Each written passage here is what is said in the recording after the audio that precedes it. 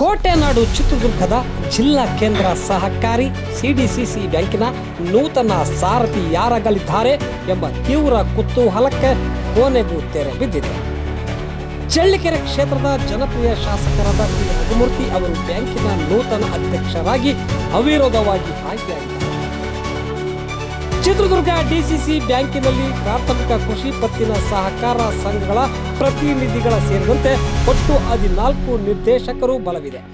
ಈ ಪೈಕಿ ಗರಿಷ್ಠ ಸಂಖ್ಯೆಯ ನಿರ್ದೇಶಕರು ಈಗಾಗಲೇ ರಘುಮೂರ್ತಿ ಅವರಿಗೆ ಜೈ ಎಂದಿದ್ದಾರೆ.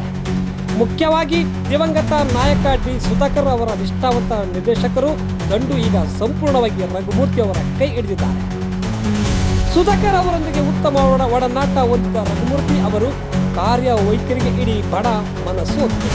ಈ ಹಿಂದೆ ಡಿ. ಸುಧಾಕರ್ ಅವರು ಸಹ ಚಳ್ಳಕೆರೆ ತಾಲೂಕಿನಿಂದಲೇ ಸ್ಪರ್ಧಿಸಿ ಡಿಸಿಸಿ ಬ್ಯಾಂಕಿನ ನಿರ್ದೇಶಕರಾಗಿ ಸುದೀರ್ಘಕಾಲ ಅಧ್ಯಕ್ಷರ ಹುದ್ದೆ ಅಲಂಕರಿಸಿದರು.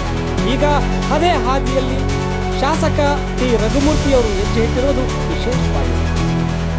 ಕಾಂಗ್ರೆಸ್ ಪಕ್ಷ ಸಂಘಟನೆ ಹಾಗೂ ತನ್ನ ಕ್ಷೇತ್ರವಾದ ಚಳ್ಳಕೆರೆ ಕ್ಷೇತ್ರವನ್ನ ಅಭಿವೃದ್ಧಿ ಪಥದತ್ತ ಕೊಂಡೊಯ್ದಿರುವಂತಹ ಶಾಸಕ ರಘುಮೂರ್ತಿ ಅವರಿಗೆ ಈಗಿನ ಕಾಂಗ್ರೆಸ್ ಸರ್ಕಾರದಲ್ಲಿ ಮಂತ್ರಿಯಾಗುವ ಅವಕಾಶವಿದೆ ಎನ್ನುವ ಮಾತು ಸಹ ಕೇಳಿ ಬರುತ್ತಿವೆ.